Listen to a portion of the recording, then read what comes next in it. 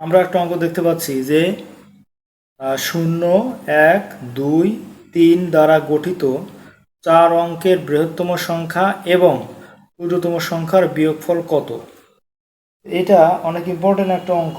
এই অঙ্কটা পরিবার পরিকল্পনা 2014-তে আসছে। তো আমরা এটা সমাধান করব।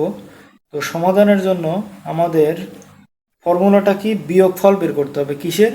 4 অঙ্কের বৃহত্তম সংখ্যা থেকে 3 অঙ্কের বৃহত্তম সংখ্যার বিয়োগফল। তাহলে 4 অঙ্কের বৃহত্তম সংখ্যা এটা আমাদের 0, 1, 2, 3।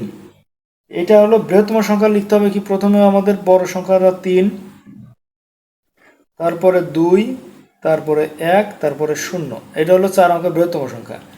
বিয়োগ হবে কি 3 অঙ্কের ক্ষুদ্রতম সংখ্যা, 3 অঙ্কের বলতেছি, এটাও আমাদের 4 অঙ্ক হবে।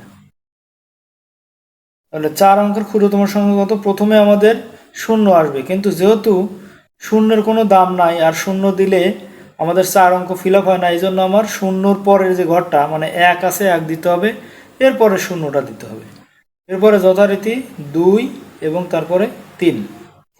তাহলে 3210 মাইনাস 1023, তো বিয়োগ দিব। বিয়োগ দিলে কি হবে আমাদের? 10 থেকে 3 বাদ দিলে কত হয়?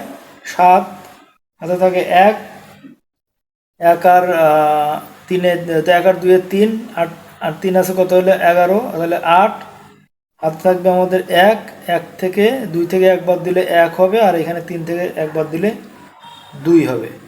21, 87, এটাই আমাদের উত্তর।